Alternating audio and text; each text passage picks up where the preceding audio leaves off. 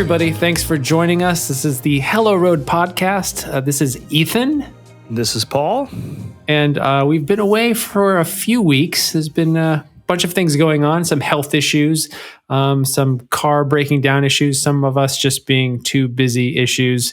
But we're here. We're here to talk about badge engineering today because this is a fun topic. There's a lot of badge engineered cars that I think we'd love to dive into today. Wouldn't you agree? Oh, yeah. I mean, it's kind of funny that we talked about it. If I had to choose between this or this, I'd probably go with the lesser known or the Pontiac Vibe over the Toyota Matrix is what you're saying, right? Yeah. Okay. Or like the Plymouth Neon over the Dodge. Yeah. Yes. Yeah. Good call. Low life Dodge. No. No way. Exactly. Mm-hmm. That's the kind of stuff. For sure. So I think we got a lot of good badge engineered stuff to talk about today. Mm-hmm. Everything from the Pontiac Vibe to the Plymouth Neon and beyond. But first, I think maybe we can talk a little bit about what's been going on with us lately. I know you've been out of commission for a little bit, and you can maybe tell the listeners what's going on with you and that you're fine. But I'm fine. Okay. Yes. So to sum it up real fast, whatever you do, don't ever get a kidney stone, and if you do, do what you can to pass it, and don't have to have a surgical procedure to have things obliterated from your kidney. It's not fun, and the recovery absolutely sucks. So that happened to me. I'd actually been battling kidney stones since December, right around the time Radwood LA came around, and I didn't make the show because I was in excruciating pain at home. That's been alleviated. So hopefully, that's the end of it. So we'll find out in a couple weeks. We're going to do some more tests on, lack of better words, the debris from the procedure, and we'll see. In all honesty, though, I think it was probably my lack of hydration. Drink more water, everybody. Drink more water. That's just, it's a very simple thing that a lot of people don't do. And last couple of years, I hadn't drinking as much water as I should have. But now I've got a super cool blue hydro flask. And I got the 40 ounce because it's as close as I can get. 40. You need the 40. Yeah. I had to. Exactly. He had all those choices of sizes, and I was like, I'm getting the 40 ounce. So, But unfortunately, you filled it with Colt 45 instead of water, which didn't quite get the message. Put a couple shots of Jameson in it first, and then pour the Colt 45 in. So I'm going to get totally fucked up during this. Perfect. So, but that's all that was what's going on with me. I'm better now. I feel 1,000 times better. And I feel like I could start doing some like Bruce Lee roundhouse kicks and everything again. Not that I could before, but like that's how good I feel like compared to before. Like when I was just not happening. So all right. But so I'm back. Well, good to hear. I'm sure everybody listening is glad to hear that you're feeling better, and drink more water or Colt 45, either one. Stick a big old sip from my hydro flask. Colt 45 going down good. So, So I'm trying to figure out what's been going on with you with car stuff. I don't know if you've been able to work on your Honda Fit very much, considering all that's been going on. But did you do some simple projects with it? Well, I've kind of, I kind of went off the deep end. Oh, okay. Yeah. In my garage right now, I've got a new set of wheels, a new set of tires, and those are going on Saturday. What did you end up going with? I'm sorry? What did you end up going with? I went through a big old long list of wheels to get, and I was going for the right size to not just like look right, but actually to perform right, because through my recovery, I was just thinking like, man, I really need to get back on the racetrack again. So I've decided to kind of go a little balls out with a Fit, which is funny because it's a Fit, but they actually make strong little race cars. So I decided I went with a Koenig wheel, which I've used them before on my Mazda 2, but the wheel I went with is called the Lockout. They always have silly names for their wheels. Yeah. They have really silly names. But I went with a lockout, and the color I chose is a matte bronze. Oh, that's really cool looking. So I think it's gonna look nice against the blue of the fit. And then for tires, I'm so excited about these. I just got them today. I got them from Get work. some Blizzaks for that. Just got some Blizzak snow tires. So it's gonna be super cool at the racetrack. I actually kind of took a shot in the dark on these. I haven't used them before, but I had a couple friends that did so, or at least this is the new version. I got the Dunlop Drazera, however the hell you say Dureza, the Z3s. So that's exactly what we use on Liam Neeson. Okay, perfect. Yep. They're great. Perfect. They're really That's good. all I need to know. No. Yeah. Well, they're cheap. They're like inexpensive, but decent. Yeah. I've had experience with the Falcon Zenus RT615s before on the track and autocross course, and they're good. They were fine. There was really nothing wrong with it. I just had the ability to buy something a little different than I was used to, so I went with the Dunlops. So I'm excited about that. So those will go on this weekend. I'm going to get the car aligned, and then I'm kind of shooting for July for a track day. Okay. At Button Willow, there's Speed Ventures is holding a event out there, so I got to just go through the brakes and get those upgraded. And so you're going to do full on track day. You're not just going to do autocross. You're actually going to get on the track. Yeah, I think great. Because when I was sitting there during my recovery, I was just like looking through like old files on like my computer and stuff like that. My wife got one of the old laptops running, and the last time I drove on track was 2008. Wow. Okay. It's been a long time. I've done many autocrosses in between then, but I really need. There's nothing that's more exhilarating than that. I know we've talked about it many times, but yeah. So there we go. Well, the fit's going to be having fun. If you do that track day, maybe I'll try to get Liam Neeson all fixed up. I'll join you with my stupid race car. There we go. It'll be tons of fun. Nice. So that's exciting. Yeah. I'm very excited. I'm like, you can't tell because it's not a Zoom call, but I'm jumping up and down with excitement right now. No, but I'm very excited for it. I can't wait to get the wheels and tires on. So yeah, some other stuff getting it going. Definitely looking forward to seeing that. Yeah, it's going to be cool. I'm excited. I'm very excited. So nice. What's going on over there? Did we ever get that water pump in on the probe or? Yeah, so there'll be a video on this in the coming weeks. But yes, there is a water pump in there. It's got a new timing belt. We figured since you're already in there, you might as well do the timing belt. I did not do it myself. I got maybe half the job done. Okay. This is an incredibly difficult engine bay to work on. It's this. It's a hell of a one to do a timing belt on for your first timing belt. Exactly. So I got to a certain point where I was thinking, okay, this is beyond my pay grade. This is beyond my skill set. Mm-hmm. So I called in a mobile mechanic, and they ended up being really great. I've gone through a few mobile mechanics in the past that have been awful, but these guys were awesome. And they basically took the water pump out, replaced it. They put the new timing belt in, new pulleys, all that stuff, idle arm, all that. And then they threw in a new thermostat. I say throw in because it took them like 3 hours to get to the thermostat. This car, when I asked the guys, okay, so on a scale from 1 to 10, how much of a pain in the ass is this car to work on? And they said a 9, almost a 10. Out of all the cars they've ever worked on, this was one of the most difficult cars to work on.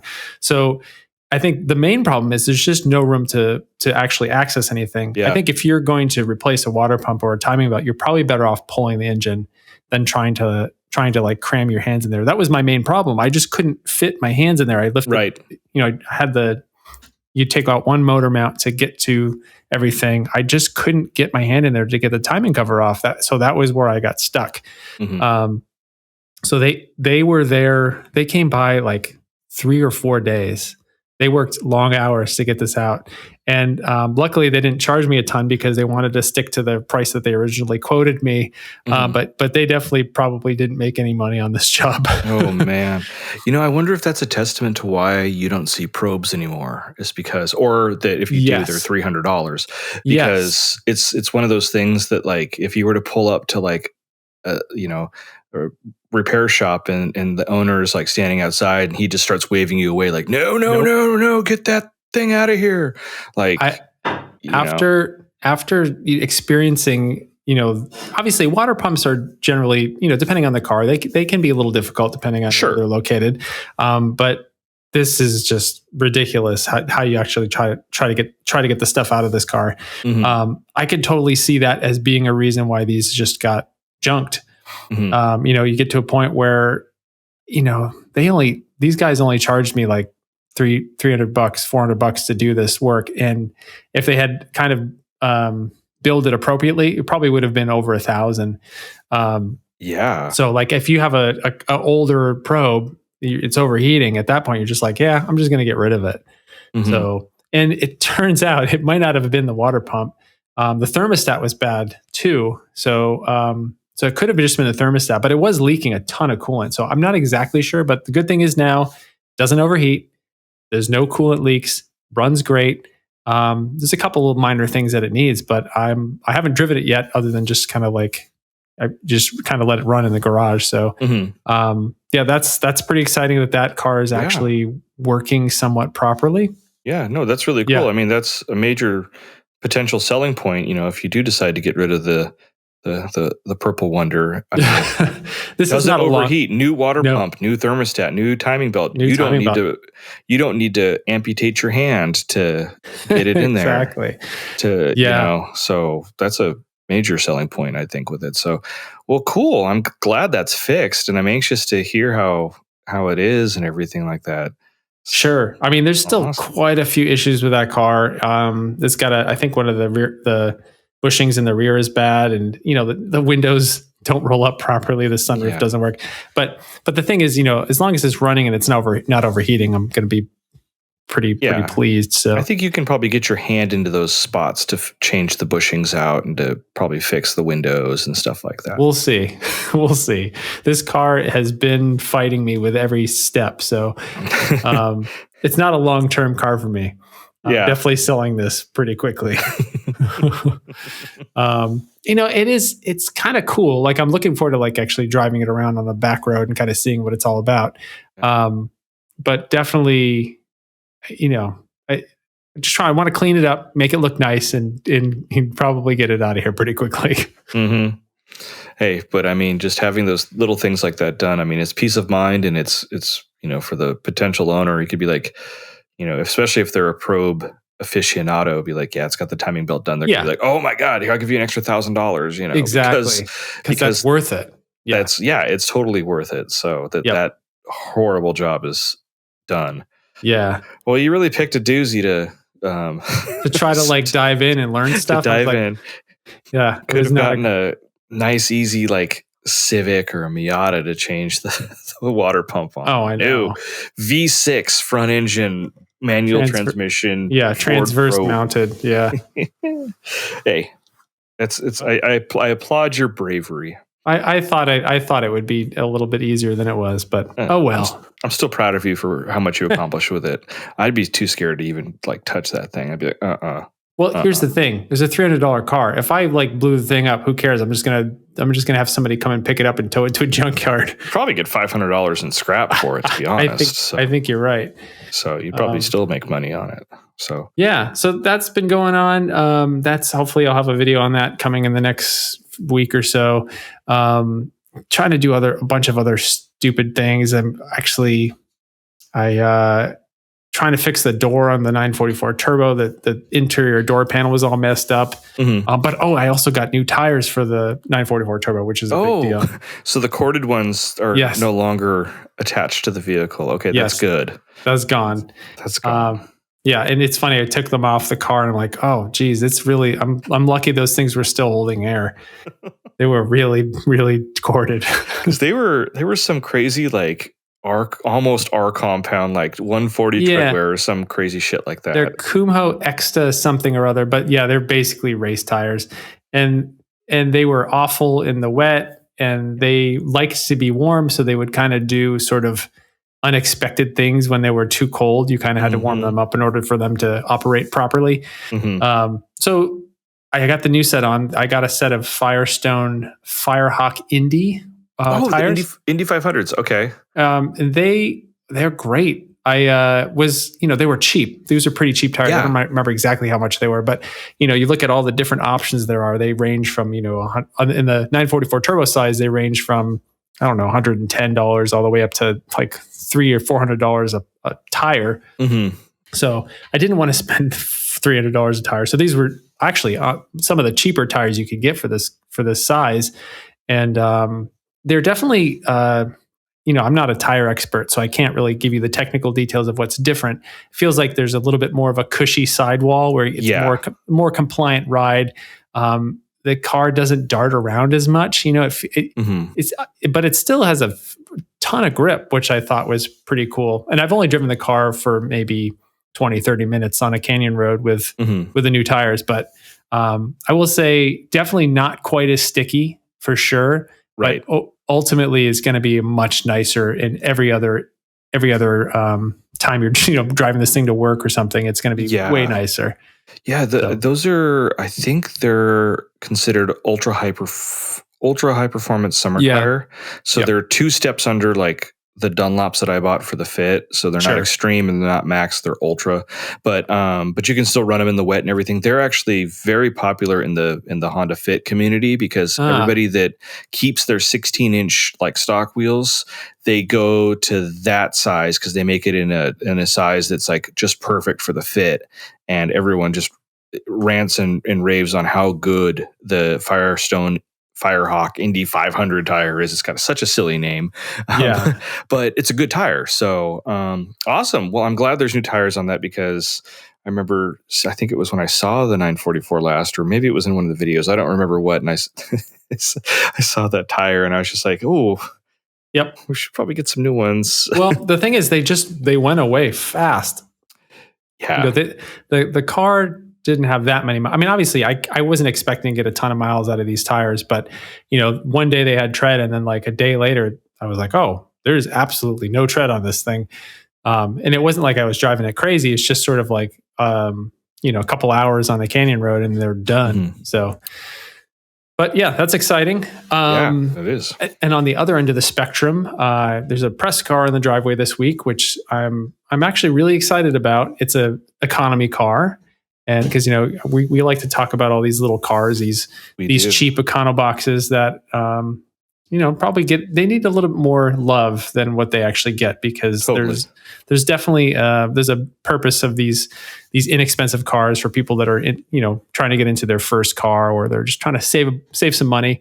So in the driveway this week is a 2020 Toyota Yaris XLE hatchback. So, this, and maybe others might, but it's basically a Mazda 2.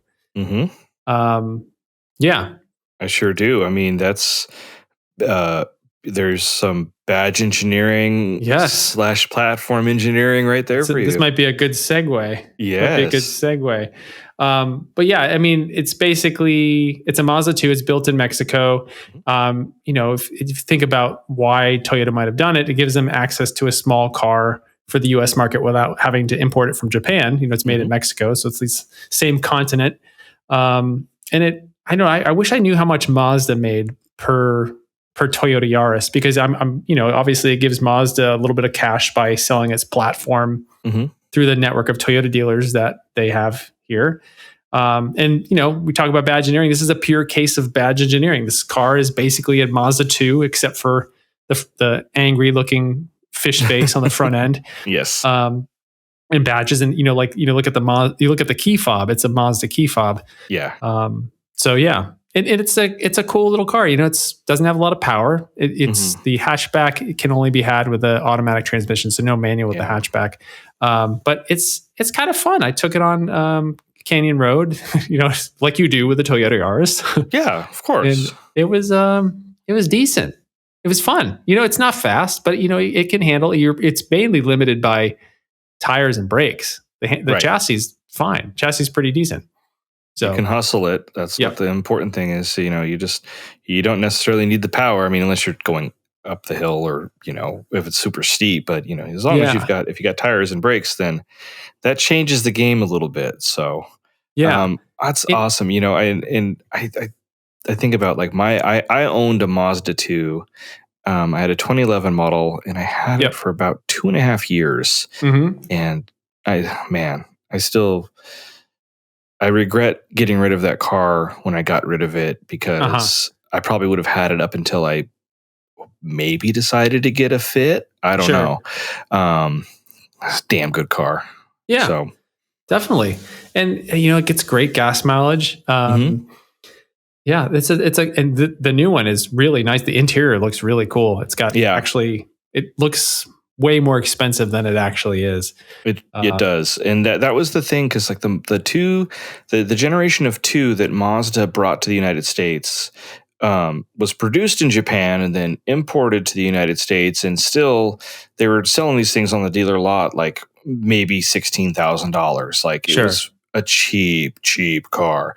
And it made sense when they decided to go to Mexico and open the plant down there. And then Toyota was like, hey, we know, because Mazda had said they're not going to bring the next generation 2 to the United States because it just wasn't selling. But Toyota jumped on that and came out with it was initially called the Yaris IA. Well, yeah. Right? Was that the name of it? Well, it was originally the Scion, right? The Scion IA, and then that was maybe for a year. And then switched to the Toyota Yaris IA, and then they changed. Yaris. Yeah, just the Yaris now. But now is there a Yaris 4-door? Or is it only in the hatchback now? No, there's both. Now you can get a Yaris sedan and a hatch, and actually, which is silly. The sedan you can get with a manual, but the hatch you can't, which seems like it should be the other way around. But but it's still based on that Mazda 2 platform. Yep. Yeah. Okay, which was, and they sell the Mazda 2 in Mexico and a lot of other countries in Central and South America. You can still buy a Mazda 2, and then they still make them in Japan, obviously. Yeah. As the Demio, as they call it over there. But yeah, it's kind of, the way Mazda is working now with trying to go more upscale, like, when they're trying to sell you a damn near $40,000 Mazda 3 Sport with all the stuff on it, you're not going to be in the market there for a $16,000 Mazda 2. Yes, exactly. No. So, but I'm curious to see how this does for Toyota. This is slightly larger than the outgoing Yaris hatchback. Mm-hmm. It's actually by 6 inches. It's fairly. That's big. A lot. Yeah. It's not the cheap car you can get. Obviously, there's things like the Kia Rio is going to be cheaper. Mm-hmm. The Versa, which you can't even get a hatchback, that's going to be cheaper. Obviously, the Mitsubishi Mirage, it's cheaper. The Mirage, yes, our boy. But yeah, it's I think the XLE is about 18, a little over 18. The LE was maybe like 17 something. So it's kind of like a Fit competitor in a way. Yes, I'd say it's more like a Fit. Definitely, the Fit's got a little bit more space. Definitely a little bit more horsepower. So yeah, I don't know if you were going to come down between a Fit and a Mazda 2. I think Mazda 2. Yeah, of course it is a Mazda 2, but it's a Yaris. Hatchback. I keep calling it a Mazda 2. Yeah. The Mazda. Yes. It was going to come down to that. You really come down to features, because you can get more standard features with the Yaris. Oh, yeah. So we'll see. I'm curious. Also the other thing is, a nice Corolla hatchback is only a few $1,000s more than the Yaris. So kind of have to weigh that. It actually gets slightly better gas mileage. Yeah. The Corolla does, which is a little weird. So yeah. Yeah. That's kind of the thing that's putting the writing on the wall for some of these subcompact cars, because that's kind of Honda's decision. They haven't officially made it to discontinue the Fit for the United States, but Japan and Europe got the new model Fit, which is a great little car, and it's up to be determined if they're going to bring the car to the United States, because it's the same thing. For a few grand more than you're going to spend for a Fit, you can get a Civic, and Civic's bigger and has more power, and yeah, and the gas mileage is about almost identical. Yeah. So. Yep. Well, woe is us. Yeah, exactly. Yeah, the small cars. I don't know what's happening with these in the United States, but yeah, I'll tell you this: I'll tell you this: the Mitsubishi Mirage will be the last subcompact car to leave. It'll be the same. They won't have updated it. It'll be the same 10 years car. from now. The same damn car. Yeah, you can still go buy a Mitsubishi Mirage, $8,999. So. Yes, not quite that cheap, but yes, you get it. Maybe. So, yeah. So yeah, we're talking about Yarises and Mazda 2s. This is a good segue into badge engineering. So, I was thinking about it's a good way to describe badge engineering. I mean, I think most people listening to this podcast are going to know what that means. But, in the simplest terms, it's taking a car that was designed for one brand and basically almost doing nothing to it, making absolute minimal changes to it, slapping another badge on it, and then selling it under a new brand. And it's funny because I think when I was looking up different types of cars that have been badge engineered, it's funny that there's really not much engineering going on. It's mainly just marketing. They should just call it badge marketing. Yeah. I agree. How much engineering did it take, Toyota and Mazda to change the look of the front end of the Mazda 2 to turn it into a Yaris? How much engineering did it take to graft a Toyota logo onto the steering wheel instead of a Mazda logo? So it's kind of a misnomer. Mm-hmm. And then I guess the other thing is you brought this up before we started talking about this, before we started the podcast. We should also think about things like the Toyota AE86 and Subaru BRZ. Mm-hmm. That's I would say that's not badge engineered because those were sort of co-developed. So sort of like platform sharing, whatever you want to call it. Yeah, platform sharing. And they were developed together. So it's they weren't trying to. I think badge engineering is more like a lazy way to take an existing design and just sell it at different dealerships to ever so slightly different customers, i.e. General Motors in the 90s. You're right. Well, the 70s and the 80s 70s, too. 80s. Actually, let's think about this. The 60s, the 70s, yeah. the 80s, I mean, the 90s. They were kind of for a long time the sort of the most egregious badge engineered cars. Sure. Where they just had too many brands for so long, and they were just they just didn't want to get rid of some of those brands. But I think that some, you look at your Dustbuster vans, that you love. I mean, there was the it was the Chevy. Let's see if I can name them all. This is Family Feud right now. There was the Chevy Lumina. No, not the Lumina. Was it that was the car. Lumina APV. I'm sorry, Lumina APV. The Oldsmobile Silhouette, Pontiac Transport. Yes, and then eventually they brought the Buick Terraza after they shifted away from the. But was there a GMC one? No, I don't think so. No. See, but it's just but that's the thing, we don't even know. It's you just got to assume that there was a one. The TrailBlazer. What's that platform? The TrailBlazer. There was the Buick Rainier. There was the GMC. Oh God. Oh, the Chevy was the TrailBlazer. The GMC was the Acadia. Envoy. Thank you. There was and then the Saturn.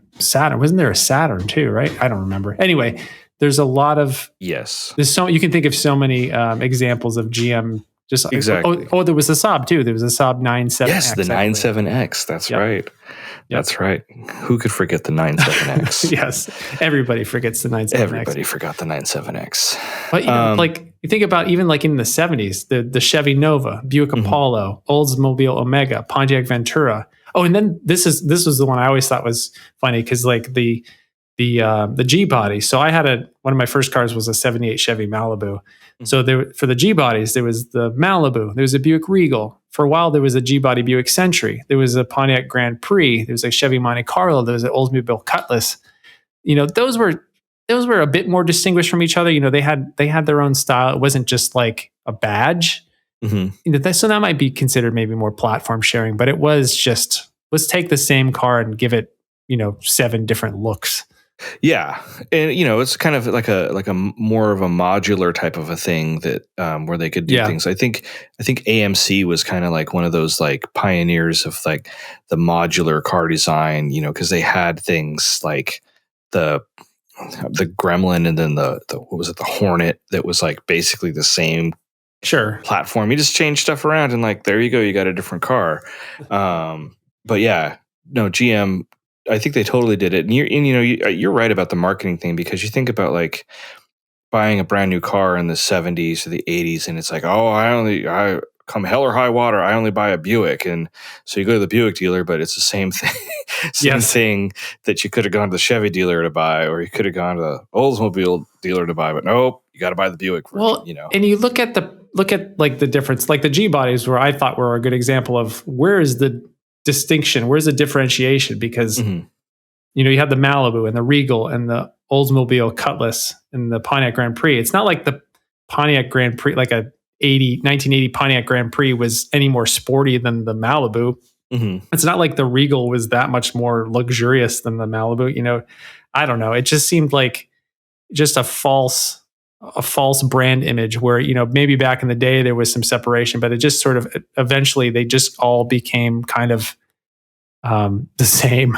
Yeah, they were. I think they were, and everything. But I think it was about the brand image. It was like, oh, Pete down the street got the Chevy, but I got the Buick version. It was kind of like maybe it was part of the machismo one-upmanship of like the 70s and maybe the 80s.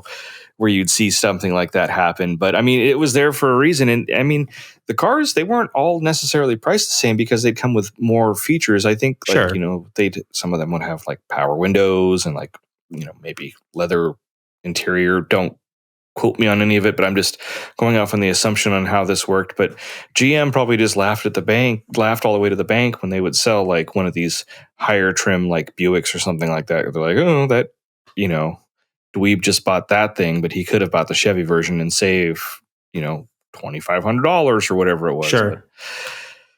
But, yeah. Well, if we're talking about GM, you can't, in the 80s, you can't not mention the Cadillac Cimmaron. I mean, this is probably, it might be heralded. You might think of this as the worst badge engineering disaster ever. The car that was on the cover of Motor Trend on my birth month of my birth year, the Cadillac. Congratulations. That's I won that one back a few months ago when everybody was like, what was on the cover of the Motor Trend the month and year you were born? I had the Cimmaron. I was like, yes. Yeah, it's, I talked about this in my most recent video about cars that I actually like from the 80s. Like I like the Cimmaron, and I feel like, the car got a lot of bad press just because it was a low effort car, It wasn't I don't think it was necessarily a bad car. It was fine. It's basically the Cavalier. It was a J body from the 80s. It was a Cavalier. The Cavalier was perfectly acceptable vehicle, but it wasn't really any different. So yeah, it was kind of a marketing error on GM's part to think that you could just slap that badge on there and people are going to pay more for it. Yeah. Because it's like, it really was hard to tell the difference between that and a Cavalier. And there was also the Oldsmobile Firenza. There was a Pontiac Sunfire. I think there was an Opel version of that car and a Vauxhall version of that, a Vauxhall Cavalier.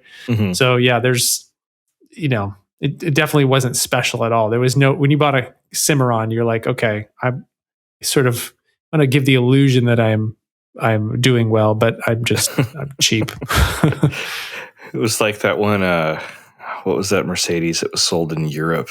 I think it was the A-Class when it first came out in like I guess the late 90s. And it was like, yeah, look at my Mercedes. It's like, yeah. Really, dude? I mean, not that I like it, again, like you said, not that the Cimmaron was a bad car. I mean, I have to like it. It was on the cover of Motor Trend my first month. But no, it was just kind of, it's kind of like when you see people like slap different badges on their cars. Like, yeah, maybe, I mean, I can't really see that. Like, the only thing I can think of as an example would be like if you had like a Chevy Suburban, but yet you put a Cadillac Escalade badge on it. It's kind of like, I've seen people swap the front ends of those too. Oh yeah, I've seen that a good few times. A lot of those rolling around here in Southern California. Got the Escalade front end on my Tahoe. Yeah. So and that's the funny thing about the difference between the Suburban and an Escalade is there's not much difference there. Yeah, leather. it's an easy swap to do. If you want to change the front end, just go to the junkyard and like, oh, there you go. It all bolts up, same place, because same damn car. Yep. Yeah. GM was great. I mean, you can say that same about Ford, because obviously, they used to have 3 brands of that they sold, and there was I think Ford had a little more variation with some of their stuff, because like an example would be I guess you would say the late 80s Thunderbird. Yeah. And the similarities it shared with the Mercury Cougar. And then, what the hell was it called? Did they call it? What was the Lincoln version? I had a friend in high school that had one. It was the same. The LSC? It might have been. But, the Lincoln LSC, that was a Fox body. I can't remember. It was based off, it was the Fox body kind of, or the Fox chassis Thunderbird. My mother had a 88 Thunderbird with a V6. It was actually the car that I passed my driver's test in. It had maroon interior and it was white. But like the Pontiac, the Mercury Cougar, like you can tell that they did something to make the car look different, because some of the parts were interchangeable, and I'm sure, and the chassis was all the same. The engine was the same, transmission and suspension, everything. But they made like the body look a little bit different. And the same was true for like the Lincoln. And they did that kind of went away from that a little bit in like the early 2000s with some of like the similarities between like the Mercury cars and the Ford cars. They just started to kind of put less money into it because Mercury's were selling fewer and fewer. Between the difference between like the Fusion and the Mercury Milan something. And the Lincoln Zephyr or whatever the hell it was called, or probably not the Zephyr. I don't know. That was a bad phase. Yeah, but I think that they tried to put a little more effort into the cars to make them just at least look different versus GM, who was just like, oh, you want this to be a Cadillac, and then the salesman just slaps the badge on it. There you go, it's a Cadillac now. That's kind of the way I looked at it when I was doing some of the research for this and just thinking about things in general. I was like, they kind of tried a little harder with the looks and the aesthetics of the vehicles to make them different from each other. Well, yeah, and I'm sure there's examples that kind of go against that. But when you look at the Cimmaron, it's like, okay, that's the perfect example of like low effort. Yeah. So totally. And it was just so funny that like you look at things today, and if something's platform shared or badge engineers, it gets really harped on. Like the new Supra is like, oh, sure, it's just a BMW, and it is, sure, and especially for a car that's supposed to appeal to enthusiasts that care about that kind of thing. If it was just somebody that was buying a car as an appliance, to get to work, they wouldn't care that it's made by somebody else. But right, especially with the car, you've got all this heritage. It just doesn't make sense to me. But yeah. So platform sharing or platform engineering, we talked about the BRZ and the FRS, the GT86, the Toyota 86, whatever, you want to name it. They were developed together, and that's, pretty much the true definition of that. But platform sharing is where you get into some real fun and funky stuff. Like, obviously the Toyota Brew, or however you say it, brothers or sisters that, are there. Mm-hmm. That's one thing. But, you had some other very weird combinations, and a lot of people know about a lot of the ones that, like, I think, we can bring up, but, there's some out there that you just didn't think, like one of my favorites. I don't know if it's a favorite for a good reason or not. And that's the Volkswagen minivan, the Rutan. The Rutan, yes. And it's the same thing as a Dodge Caravan or Chrysler Town Country. But Volkswagen sold the hell out of them, and they're like, yeah, it's totally a Volkswagen. And there were design differences on it, so it wasn't just like taking the Chrysler badges off them and then putting a Volkswagen badge on and selling them. There was quite a few design differences between them, interior differences here and there too. But sure. They tried a little bit harder to make it feel like an actual Volkswagen. Yeah, but I mean, that's two companies that you would be like, well, why the hell would they do that? But that's kind of the reason platform sharing's there, because when a company wants to explore or have a certain vehicle to go into a certain market segment, sometimes they'll look to other companies that are well versed in that type of vehicle. So when Volkswagen wanted a minivan, they turned to the minivan experts, and that would be Chrysler, because they did kind of, I mean, we've talked about the minivans, who invented it and whatnot, but they were there at the very beginning. Whether or not they invented it, maybe Volkswagen did invent it. Why the hell didn't they just make it on themselves? It's so weird. I know. See? Volkswagen, a company that is known for vans, they just we can't be bothered to make our own van. Let's go to Chrysler. But it's things like that. They're very interesting to me when I learn about something that like is platform shared. That you wouldn't think was. So sure. Yeah. Well, it's funny when you think about like companies that you need something and you're trying to get into a certain market, but you don't want to put the development resources into it. Like thinking back to the 90s. When Isuzu needed a minivan, they rebadged the Honda Odyssey as the Isuzu Oasis. And obviously, we all know how that went, because when was the last time you saw an Isuzu Oasis? But you think about often enough. I think maybe I've seen one in my life. And then it sort of was like a reciprocal thing where Honda rebadged the Isuzu Rodeo as a passport. Mm-hmm. And I think I maybe saw a few more of those than I saw rodeos, but I'm sorry, Oasis's, but yeah. But definitely. Okay. Yeah. But to stop right there, let's think about this. You're buying a minivan in 1994, whatever the hell year that thing was out. And you have the choice. With the mindset you have now, do you buy the Isuzu Oasis or do you buy the Honda Odyssey? They're the same damn car. Which one do you buy? Well, I mean, if you're trying to save money, probably the Isuzu is probably going to be cheaper. I have no evidence to back that up, but I just got to imagine that nobody's going to the Isuzu dealership and they're just sitting on the showroom floor.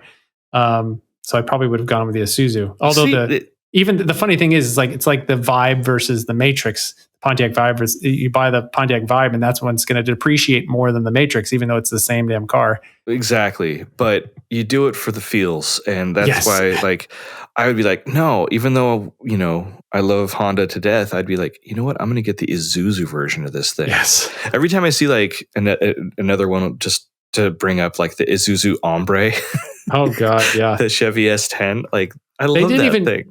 They didn't even do badges. They did stickers. Like the Isuzu Ombre doesn't even have a badge. No, they literally just put an Ombre sticker on it. It was such a low effort thing. But it's got the best name. It's got the best name. The Isuzu Ombre. If I ever need a truck, if I have to like, I don't want to say stoop to that level, but like, there's going to be times when like I'm going to need a truck. Sure. And if my dad's truck isn't available anymore for some reason, I'm going to purposely search out to find one like an Isuzu Ombre or what was the other weird one? Or the Mitsubishi Raider, which was basically the Dodge Dakota. Yeah. Or the Suzuki Equator. There's another one. That was a Nissan Frontier. And I actually just saw, I think there's somebody that lives kind of around where I live that has an Equator, and there's somebody that lives around me that has a Raider, because I kind of always see them. Those are the weird trucks that nobody's ever going to remember after those get crushed. Well, if you want to see one, come to the city of San Dimas and kind of drive around by the Lowe's, and that's where I usually see them. It's like, oh, there's that Equator again. Oh, there's that. But no, unfortunately, no Ombres. So yeah. But yeah, I'd have to get one of those.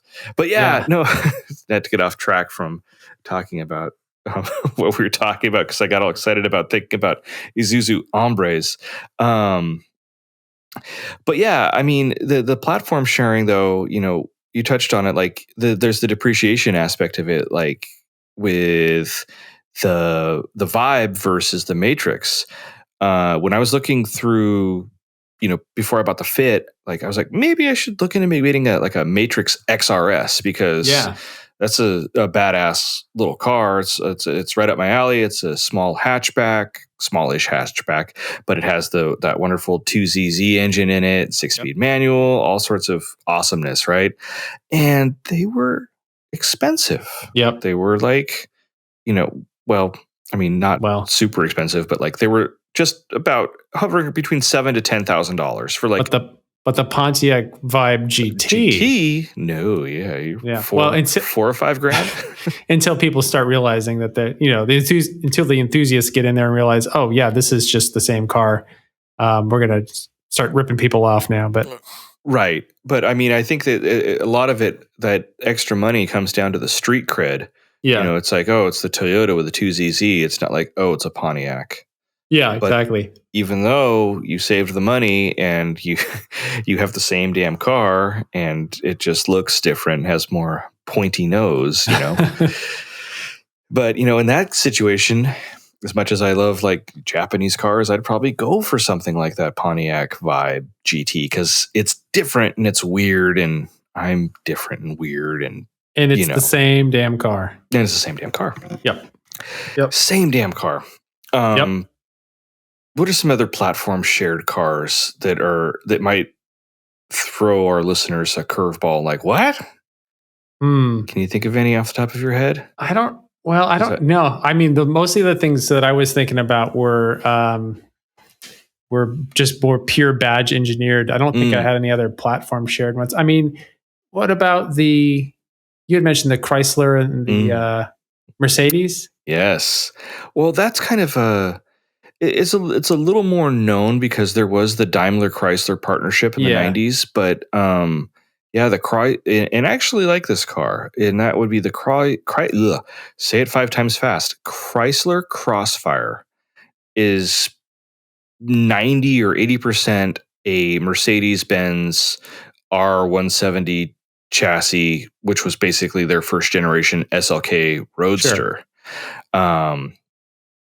Down to the engine, transmission, suspension, everything is Mercedes. It's just the body, which was actually made by Carmen, made the bodies on them. So they're actually, they're a good looking car. I think Chrysler's design language in that early 2000s, especially with the Crossfire, wasn't bad.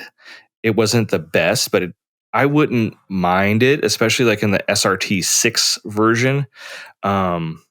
It's a pretty sweet car for the day. It had, I think the SRT6 made something like 330 horsepower, which was pretty much on par, if not a little more than a Mustang GT did of the early 2000s. Yeah. So it was pretty cool. But yeah, it's the same thing as a Mercedes SLK Roadster, which a lot of people gave those Mercedes Roadsters flack, but it's still a pretty nice car, especially those like first generation ones. They just look so happy, like a little kind of like a little Miata, It's like in that same realm, but like not, because the SLK was a lot more money than the Miata, but it still competed with it. So it was just there's so many like weird combinations of cars out there that are like the same car but just in a different body. We talked about my Mazda 2, which was developed with Ford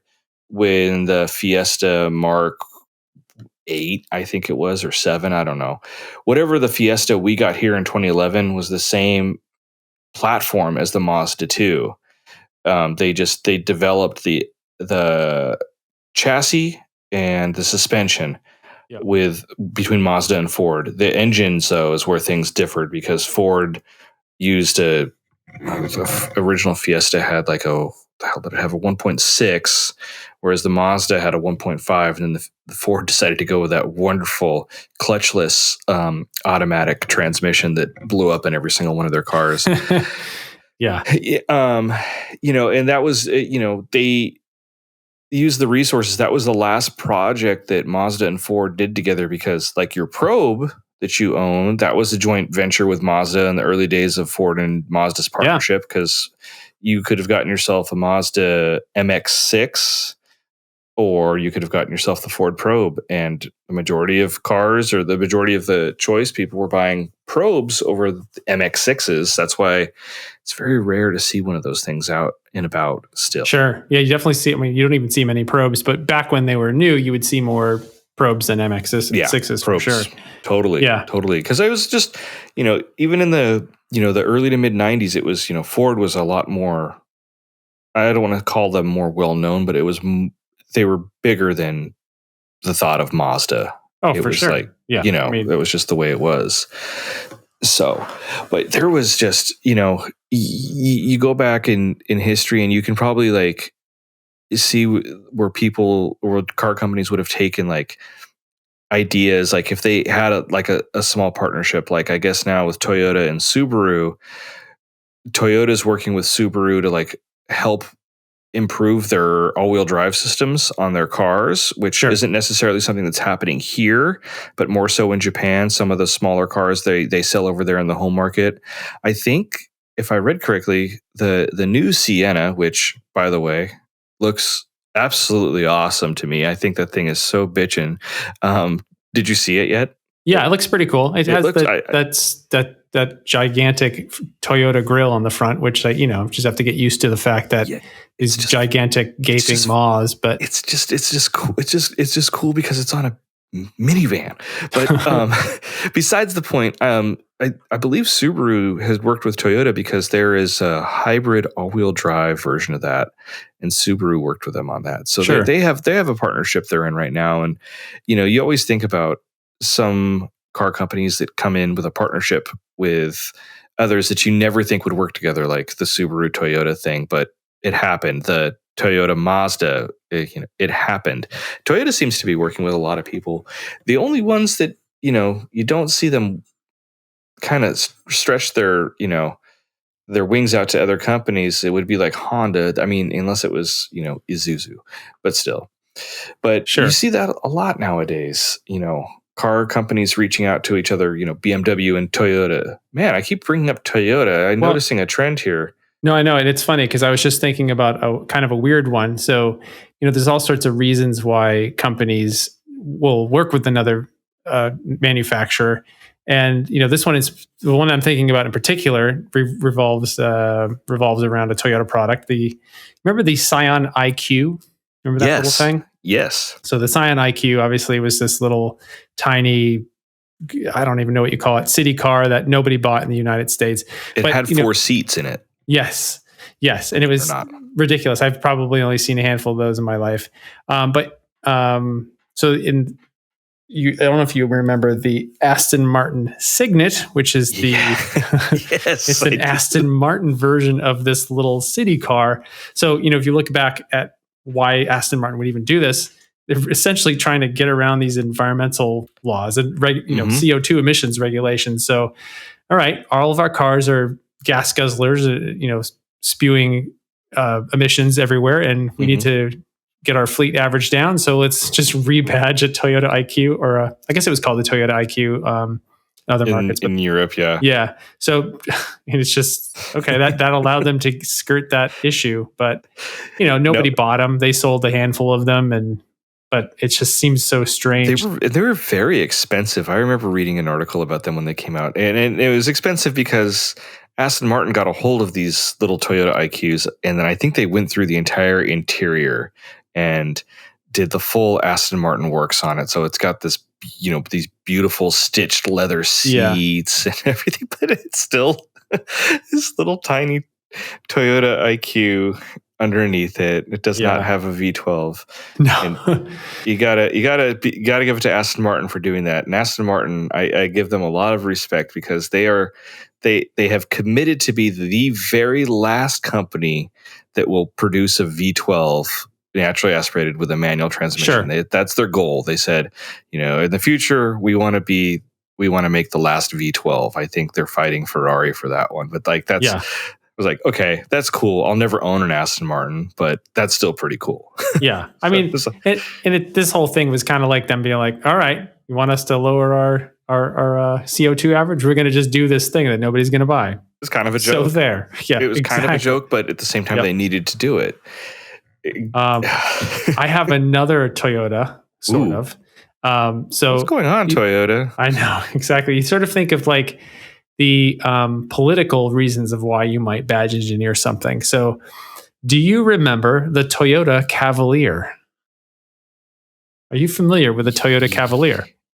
So this is basically a Chevy Cavalier with a Toyota badge on it. It was built in the US, imported to Japan. That's right. Yes. So it was basically it was way away. I think at the time they were trying to sort of influence the political spectrum of imports. They wanted to avoid additional restrictions on exports to the US. So they agreed to do this thing with GM.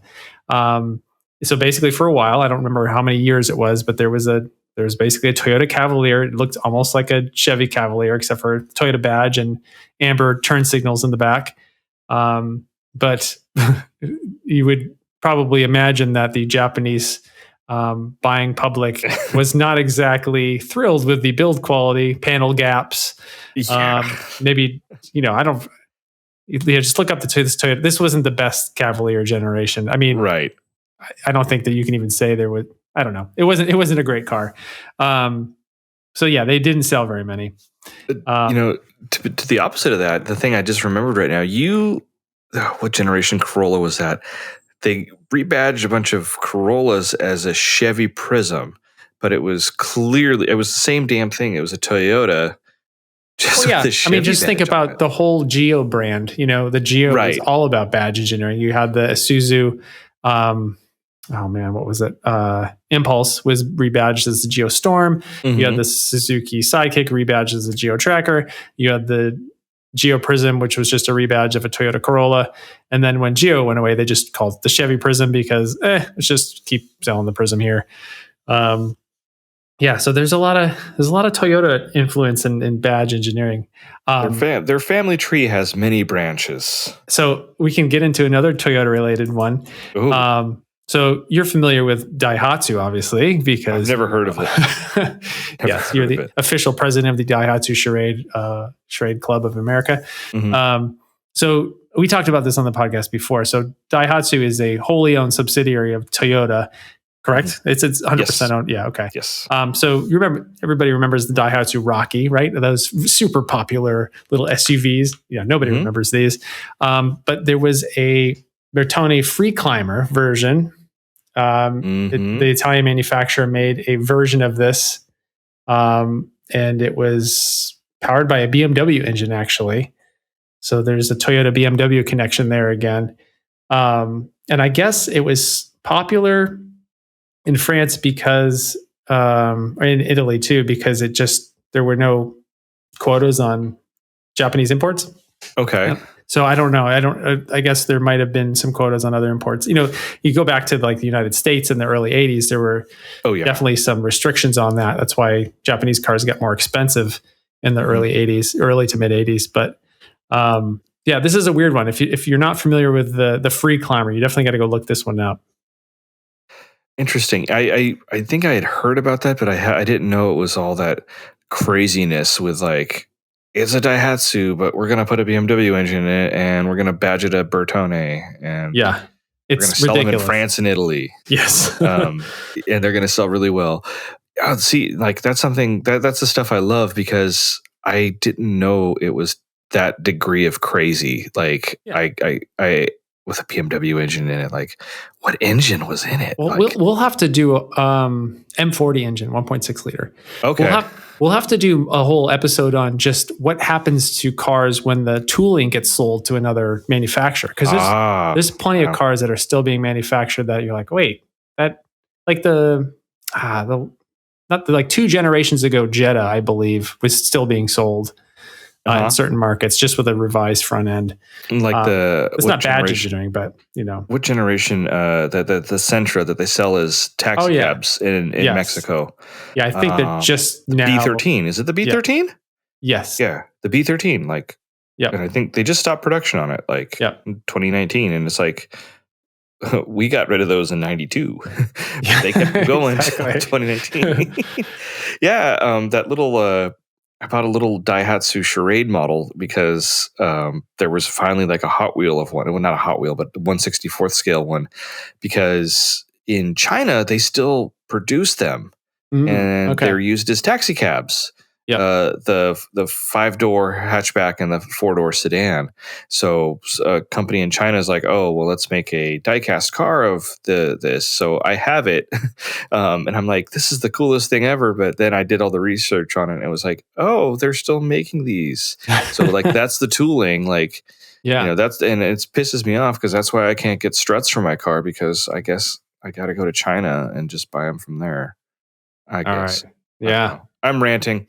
But yeah, no, that's a great idea. We could do what happens to the tooling when everything goes away. Sure.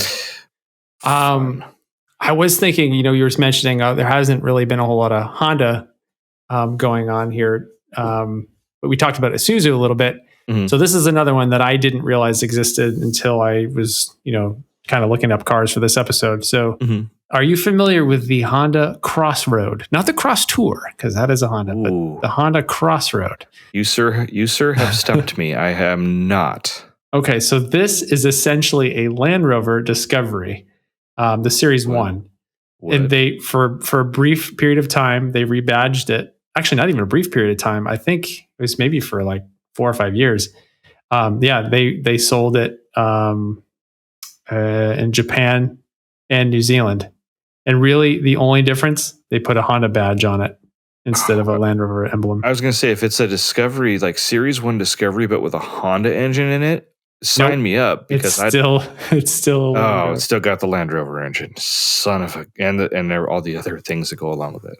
But that was actually pretty recently. That was between 1993 and 1998. So like... Oh, really? That's pretty recent. More recent than... When did the Passport get discontinued? I can't remember. 96. Somewhere around there. Okay. Yeah. I'm just shooting a date out there, but it's probably right because I have stupid memory like that for things like that. Can't remember other things, but I can remember that the original Passport was discontinued in 96. There you go. That's what I'm useful for until it came back in 2020.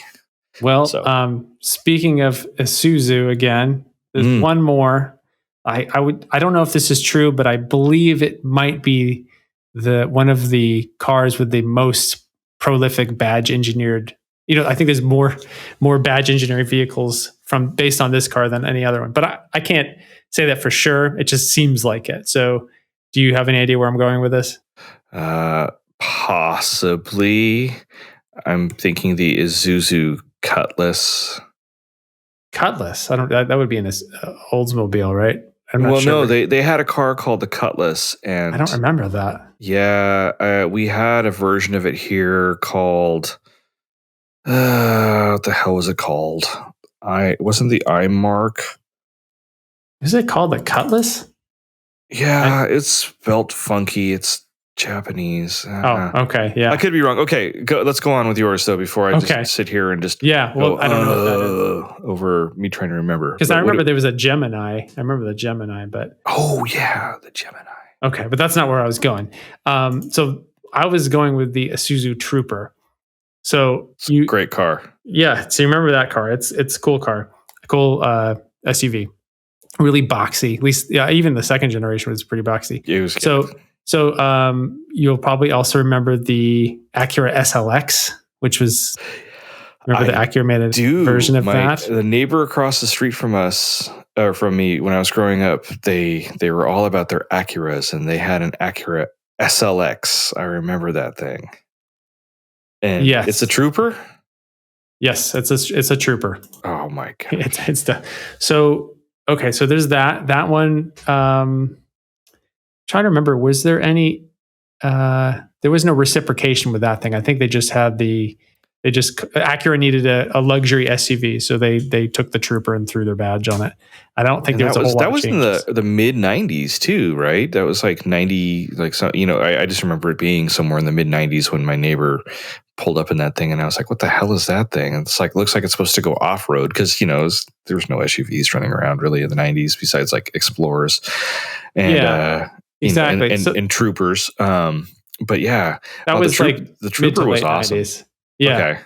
Yeah, the Trooper was an awesome car. I had a friend that his dad owned one, and then he ended up driving it for a long time. And it was amazing how well that big box on wheels handled on like twisty roads and stuff when we were being idiots in like, Well, that's funny high because school.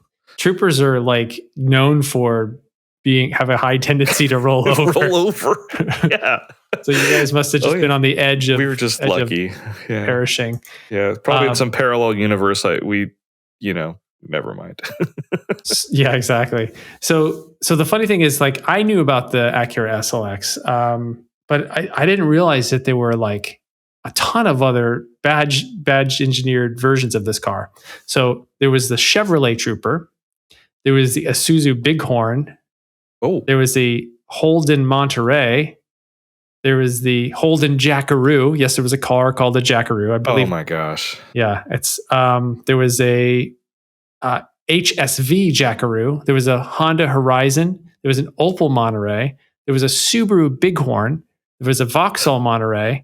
There was the Isuzu Kariba 442. And then there was the Ssangyong Corando family.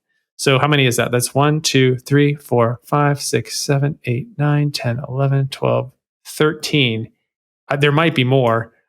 So there's at least 13 versions of that car, the Trooper. I think that's a record. Yeah, it might be. I wish I could figure that out for sure. That's insane. That's crazy. And to think, like, I've always thought about it'd be kind of cool to get one of those 90s, the early 90s Troopers one day, just to have something to go play, like to go on the trails and stuff. But then get a Subaru Bighorn or a Holden Jackaroo badge for it. I would get the Jackaroo badge. I'm going to totally go on ebay.au when we're done with this. I'm going to buy myself a goddamn Jackaroo badge. Yeah, that's awesome. All you have to do is put the badge and maybe like the, tire cover on the back or something, and then you're done.